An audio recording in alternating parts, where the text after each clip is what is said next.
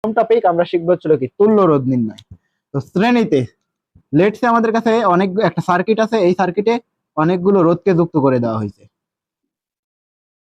এটা হচ্ছিল R1 এবং এই রোধটা হচ্ছিল R2, দুইটা রোধকে যুক্ত করা হয়েছে। পাশাপাশি এর সাথে একটা ব্যাটারি বা সেল, একটা ভোল্টেজ অ্যাপ্লাই করা হয়েছে। এই ভোল্টেজের পরিমাণ কত? মোট অ্যাপ্লাই কিটা ভোল্টের পরিমাণ হচ্ছিল V। আমাদের কাছে দুইটা রোধ যুক্ত করা হয়েছে, এটা কি সমান্তরালে, সরি এটা হচ্ছিল কি শ্রেণীতে দুইটা রোধকে আমরা যুক্ত করছি এবং তার সাথে আমরা একটা ব্যাটারি যুক্ত করেছি। ডেফিনেটলি এর ভিতর দিয়ে কিছু পরিমাণ বিদ্যুৎ চলবে, কতটুকু? আই পরিমাণ কারেন্ট চলবে। এই জায়গায় কি কারেন্ট বিভক্ত হওয়ার কোনো ওয়ে আছে? একটাই লাইন, এই জায়গায় দিয়ে একটাই কারেন্ট চলবে, সেটা কি আই। আই বাট এর ভিতর দিয়ে আমরা এই ভোল্টেজটা দিচ্ছি, এই ভোল্টেজটা কিন্তু ডিভাইড হবে, ভোল্টেজ ডিভাইড হয়ে কত কত হবে? এইটাতে হবে কত? V1 এবং এইটাতে হবে কত? V2। কেন? রিজনটা ভেরি সিম্পল, যে এই জায়গার ভিতর দিয়ে যখন বিদ্যুৎ প্রবাহিত হবে বা ভোল্টেজ প্রবাহিত হবে, তাহলে প্রথম রোধে কিছু পরিমাণ ভোল্টেজ ড্রপ হবে, এট দ্য সেম টাইম দ্বিতীয় রোধেও কিছু পরিমাণ ভোল্টেজ ড্রপ হবে। তো এই ভোল্টেজ ড্রপ হওয়ার পর ভোল্টেজ কত কত হবে সেইটা আমরা ভোল্টেজ ডিভাইডারের ক্ষেত্রে গিয়ে শিখবো। তো এখন আমাদের দায়িত্ব থাকবে হচ্ছে এই যে সার্কিটটা থাকবে, এই বর্তনী বা সার্কিটের তুল্য রোধ কত? তুল্য রোধ, এই বর্তনী বা সার্কিটের তুল্য রোধ নির্ণয় করো। তো বর্তনী বা সার্কিটের তুল্য রোধ হবে তুল্য রোধ আর ইকুয়াল টু যতগুলো রোধ আছে সবগুলো রোধের যোগফল। কতগুলো রোধ আছে? দুইটা রোধ আছে, R1 প্লাস R2। এখানে এই আর এর পরিচয় কি? আর এর পরিচয় হচ্ছিল তুল্য রোধ। তুল্য রোধ। আর অন এর পরিচয় কি? প্রথম রোধ। প্রথম রোধ। এবং R2 এর পরিচয় কি? R2 এর পরিচয় হচ্ছিল কি? দ্বিতীয় রোধ।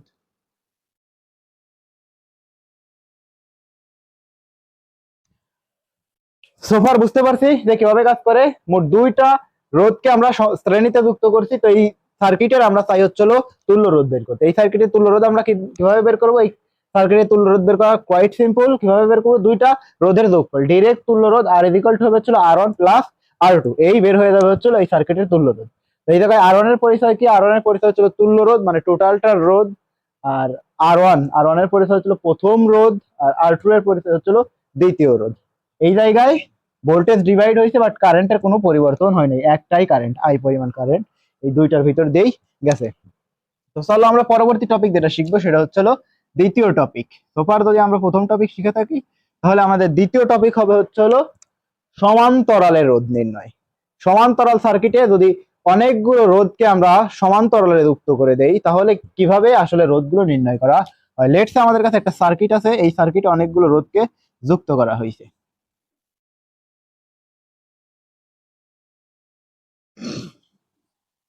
তো এর সাথে যদি আমরা একটা ভোল্টেজ যুক্ত করে দিই, ভোল্টেজ ব্যাটারি, এই জায়গায় মোট অ্যাপ্লাইড কিন্তু ভোল্টেজের পরিমাণ কত? ভি।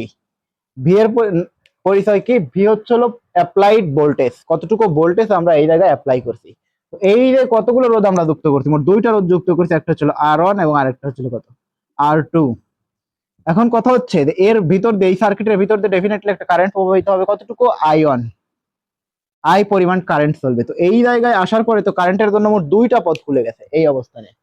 এটা হচ্ছিল কি এ অবস্থান, এবং এইটা যদি বি অবস্থান হয়, তো এ বিন্দুতে আসার পরে কারেন্টের দিক মোট দুইটা রাস্তা, উপর দিক দিয়ে একটা রাস্তা এবং নিচ দিয়ে আরো একটা রাস্তা। কারেন্ট আসলে কোন পথ দিয়ে যাবে, কথা হচ্ছে কারেন্ট কোন পথ দিয়ে যাবে, এইটা একটু বড় কেস গুলোতে শিখবো। তো প্রথম কেস হচ্ছে যে এই জায়গায় দিয়ে চলবে I1 পরিমাণ কারেন্ট, এবং এই অংশ নিচ দিয়ে চলবে কত? I2 পরিমাণ কারেন্ট। এবং I1 এ এবং বি এর দুই প্রান্তের একটাই ভোল্টেজ কি? ভি। এই জায়গায় ভোল্টেজের কি কোনো পরিবর্তন হয়েছে? হয় নাই। দেখো R1 এর দুই প্রান্তেও ভি এবং R2 এর দুই প্রান্তেও কি? ভি। একটাই ভোল্টেজ, কত? ভি। এই জায়গায় ভোল্টেজের কি কোনো পরিবর্তন হয়েছে? হয় নাই। যদি ভোল্টেজের কোনো পরিবর্তন না হয়, তাহলে এই কেসগুলোতে আসলে কিভাবে আমরা এই সার্কিটের তুল্য রোধ নির্ণয় করব? তো কথা হচ্ছে যে কোশ্চেনটা হচ্ছে আমাদের বের করব কি আমরা, সেটা হচ্ছে তুল্য রোধ। এবং কিভাবে বের করব?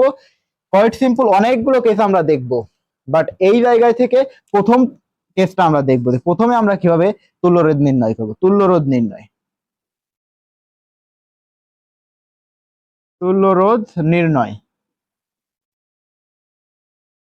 তো তুল্য রোধ কিভাবে নির্ণয় করব?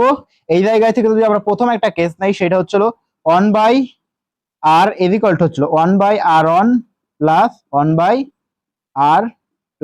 এই জায়গায় আর এর পরিচয় কি? আর হচ্ছিল তুল্য রোধ, আমি কিন্তু এর একটু আগেই শিখাইছি। এগুলো হচ্ছিল প্রথম কেস, বাট দ্বিতীয় কেসগুলো যদি আমরা শিখি তাহলে আমরা এই জায়গায় যাই ভাইয়া, জায়গার সংকলনের কারণে আমাদেরকে মুছে দিতে হচ্ছে। সোফার এইটা তো বুঝছি, বুঝে থাকলে আমরা এইটাকে মুছে দিয়ে বাকি ক্যালকুলেশন গুলো আমরা এই জায়গায় করব। তো কিভাবে তুল্য রোধ নির্ণয় করা হয়? আর one one by R one equal to হচ্ছিল one by R one plus one by R two. এইগুলো হচ্ছিল প্রথম কেস। এই জায়গায় কোনটাকে কি বলে? আর হচ্ছিল তুল্য রোধ, আর আর ওয়ান এর পরিচয় কি? প্রথম রোধ, এবং আর টু এর পরিচয় কি? দ্বিতীয় রোধ।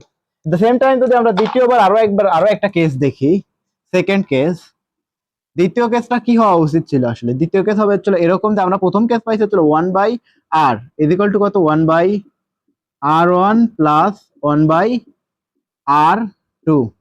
এইটার দ্বিতীয় কেস হবে হচ্ছিল এর ইনভার্স ফাংশন, একে ইনভার্স করে ফেলো। আর ইনভার্স ইকুয়াল টু কত হওয়া উচিত? আর one inverse plus R two inverse. ওকে, যদি আমরা এই আরটাকে বের করতে চাই শুধু, তাইলে এই ইনভার্সটাকে ওই পাশে পাঠাই দিলে টোটালটার উপরে ইনভার্স দিয়ে দিলেই আমরা পেয়ে যাবো আর one inverse plus R two inverse, একেবারে দুইটার উপর দিয়ে ইনভার্স করে দিলাম, এই টোটালটার ইনভার্স আমরা কিন্তু সোফার পেয়ে গেছি। তুল্য রোধ আমরা কিভাবে বের করব? এই গেল হচ্ছিল দ্বিতীয় কেস। এটা কয় নাম্বার কেস? দ্বিতীয় কেস। এইবার যদি আমরা তৃতীয় কেস দেখি,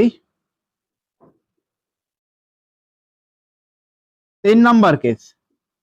তো এইটা আরো সহজ, কোয়াইট সিম্পল। এই একটা রোধ নির্ণয়ের জন্য আমি কিন্তু একাধিক ফরম্যাট তোমারে শিখাচ্ছি, যাতে করে তুমি খুব পরীক্ষার হলে খুব সহজেই সুন্দর মতো সার্ভাইভ করতে পারো। যদি আমরা একটা ভুলে যাই তাহলে পরবর্তী আরো একটা, যদি আরো একটা ভুলে যাই তারপরে আমরা আরো একটা অ্যাপ্লাই করব। তো এইবার কিভাবে বের করব?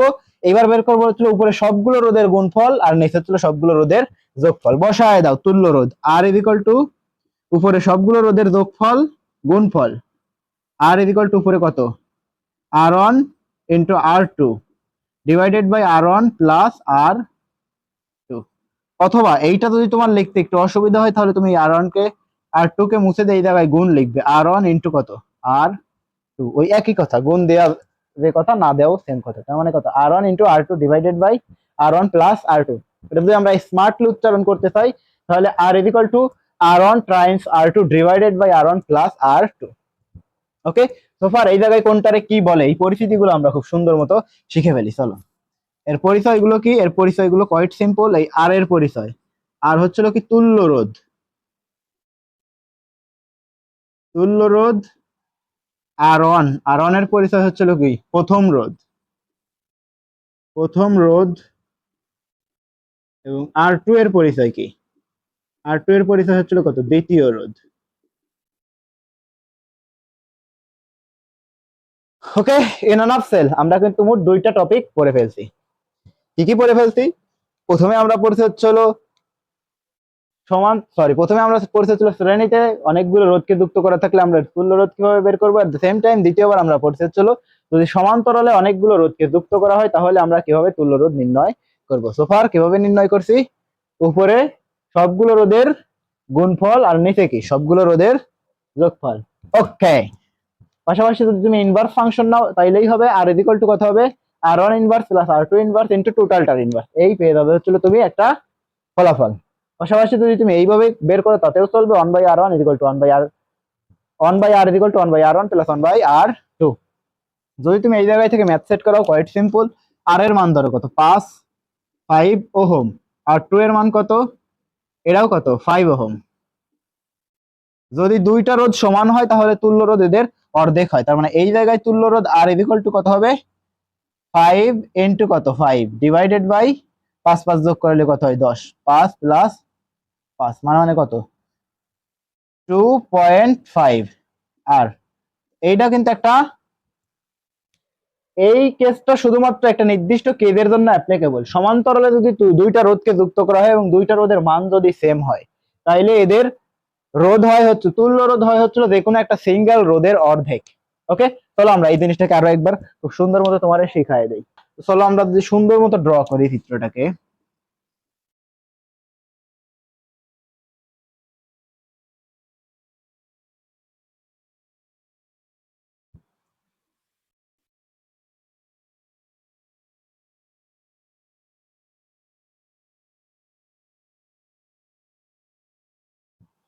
অ্যাপ্লাইড কি যে ভোল্টেজের পরিমাণ কত? ভি। তো এইটা হচ্ছিল আর ওয়ান ইজ ইকুয়াল টু কত, R one is equal to কত, 10 ওহম, রোধের একক ওহম। আর এইটা হচ্ছিল আর টু কত, 10 ওহম। ফলাফল আসবে কত, তুল্য রোধ আর ইজ ইকুয়াল টু আসা উচিত 5 ওহম। যদি আমরা ক্যালকুলেশন করি আসলেই কি 5 ওহম আসে, অবভিয়াসলি আসার কথা। তো চলো আমরা দেখে ফেলি কিভাবে বের করব। উপরে রোধগুলোর গুণফল 10 × 10 কত হয়, 100, ডিভাইডেড বাই কত, 10 + 10। ফলাফল কত আসা উচিত, ডেফিনেটলি 10 + 10 কত, 20, আর উপরে কত, 100। 100 ভাগ হচ্ছিল 20, মানে কত, 5 × 20 = 100। ওকে, ঠিক সেম জিনিসই কিন্তু আমরা এই জায়গায় লিখছিলাম যে আর ইজ ইকুয়াল টু হচ্ছিল 5 ওহম।